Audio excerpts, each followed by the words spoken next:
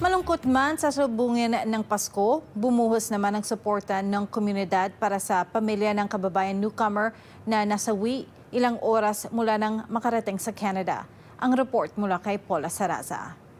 Malungkot lang talaga kasi pinlano namin to eh. Nagpunta ako ng Saudi, kasama siya.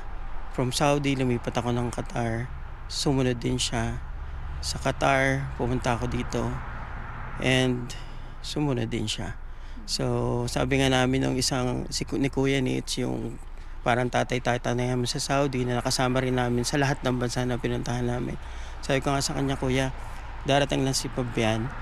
And ito na siguro yung final country na pupuntahan natin na sama-sama. Mahigit 20 taon ng kaibigan ni Henry Jose si Fabian Espinosa, ang bagong dating na kababayang inatake sa puso, wala pang ilang oras mula nang dumating sa Canada.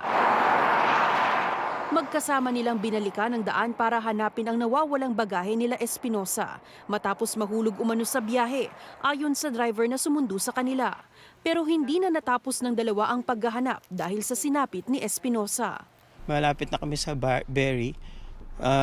Bigla na lang siyang parang nag-seizure siya. And then nag-stop na yung kanyang breathing. And nag-check ako sa kanya, wala siyang pulse. So agad tumawag sa 911 si Jose at 10 minuto bago dumating ang paramedics, binawian na ng buhay ang kababayan. Ilang beses mang sinubukang i-revive. Ayon sa autopsy, matinding stress at pagod ang sanhi ng cardiac arrest ni Espinosa. simpleng tao, walang masama sa kanya, wala siyang kaaway.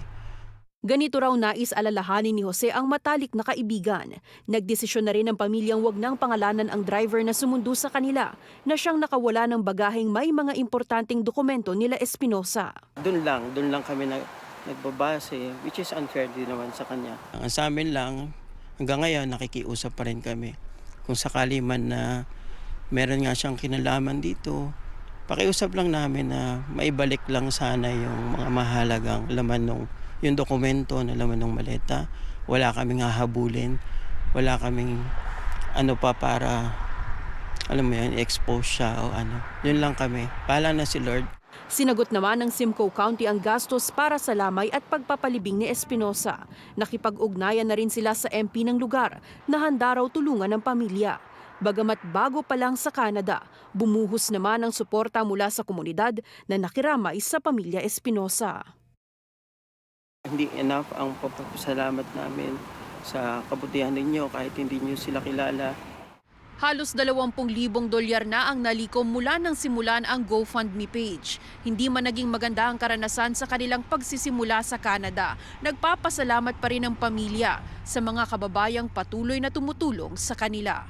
Paula Saraza, Omni News, Aurelia.